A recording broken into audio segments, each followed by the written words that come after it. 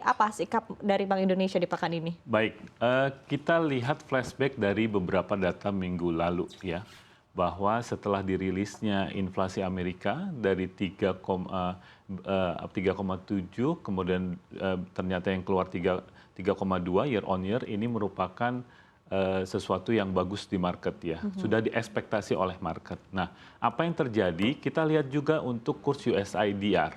Pada saat itu sebelum The Fed-nya merilis inflasi itu USIDR-nya 15.700. Kemudian setelah rilis data tersebut USIDR-nya menguat kurang lebih hampir 200 basis point, which is 15.000 kurang lebih 15.400-an. Nah, kalau kita lihat di sini bahwa ekspektasi market terhadap inflasi Amerika sudah mulai meredah, gitu ya. Karena kenapa?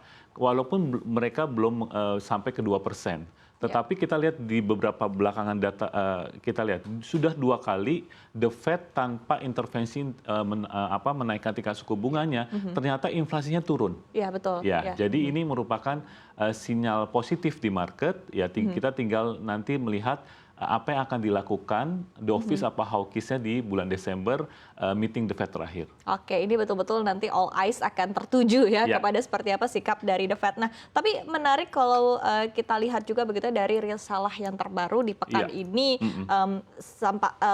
tampaknya juga harapan dari para pelaku pasar ini juga menjadi dipertanyakan begitu ya Pak Doni, karena sebelumnya memang pelaku pasar sudah tampak yakin begitu bahwa The Fed mungkin akan menahan suku bunga begitu ya pada akhir tahun ini, tapi berkaitan dengan risalah kemarin ada juga nih sinyal-sinyal yang ditangkap juga oleh para pelaku pasar bahwa mungkin The Fed masih akan menaikkan lagi satu kali lagi kenaikan begitu. Nah, ini seperti apa?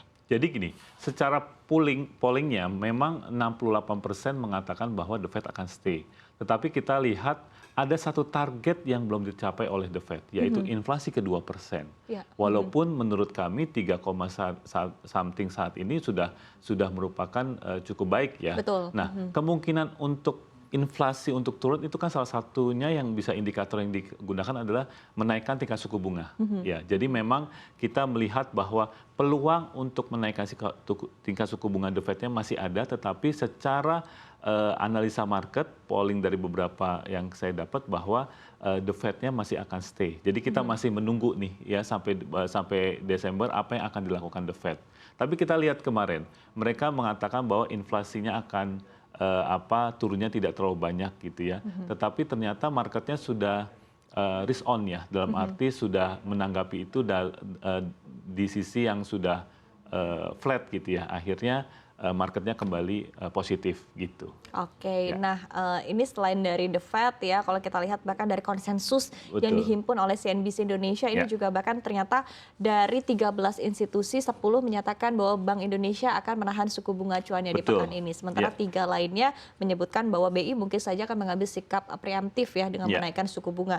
Tanggapan Anda berkaitan dengan hal ini seperti apa, Pak? Gini, BI itu akan meeting kurang lebih tanggal 22 sampai 23 ya, dan The Fed pun begitu. Nah, kalau kita lihat untuk Indonesia sendiri, pasti BI melihat bahwa kelihatannya 6% ini akan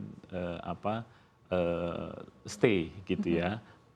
Walaupun kita lihat beberapa saat lalu juga The Fed menaikkan atau menurunkan, juga BI juga melihat hal itu. Jadi BI masih melihat katalis positif bahwa The Fed-nya pun tidak terlalu agresif lagi, makanya BI akan melihat itu interest rate-nya akan di level 6%. Oke, berkaitan dengan hal ini dan mungkin efeknya juga kepada pergerakan rupiah kita seperti apa? Karena dalam beberapa waktu terakhir begitu, tepatnya di sekitaran pekan lalu, sebetulnya kita sudah melihat penguatan rupiah yang cukup signifikan ya Pak Doni ya, sempat berada di 15.300-an begitu bahkan, dan di satu sisi kita lihat lagi hari ini kembali lagi tampak melemah, pelemahan rupiah terjadi lagi melawan dolar Amerika Serikat. Nah, ini seperti apa Anda melihat sentimen-sentimen yang ada dan juga pengaruhnya terhadap pergerakan rupiah, dan mungkin faktor apa yang sebetulnya mendrive begitu untuk pergerakan rupiah kita saat ini? Oke, kalau kita lihat ya dari sisi data yang kita lihat ya, bahwa kita melihat bahwa Jumat kemarin itu peringkat kredit Amerika Serikat, yaitu baik itu Moody's maupun Fitch, itu dia menurunkan dari stable ke negatif. Betul. Itu dulu yang kita harus lihat, bahwa ternyata faktornya apa sih? Karena kalau kita lihat dilansir oleh beberapa media, itu karena penurunan keterjangkauan utang dari Amerika. Ya. Ini makanya akhirnya market kembali positif, ya, karena dengan adanya rating itu keluar.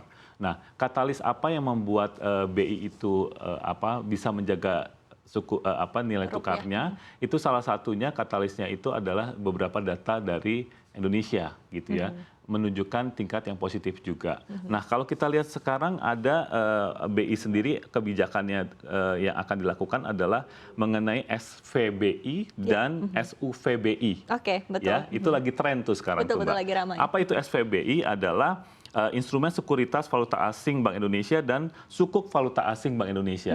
Ini salah satu cara BI untuk untuk menstabilkan nilai rupiah.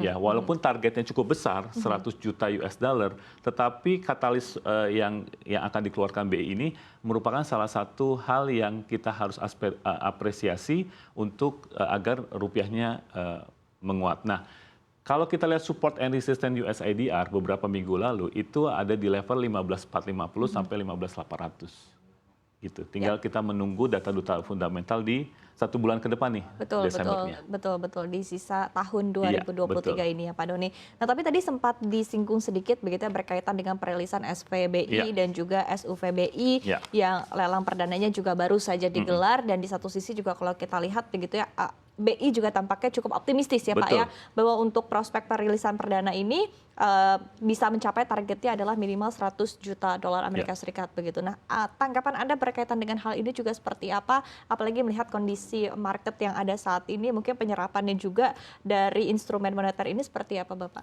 Jadi kalau kita lihat bahwa Bank Indonesia cukup agresif untuk SVBI dan SUVBI ini. Apa yang sudah dilakukan oleh Bank Indonesia itu sudah menjalin komunikasi dengan investor di luar, itu baik itu perbankan, kemudian manajer investasi, supaya yang di luar itu mau membeli instrumen-instrumen yang dilakukan oleh BI.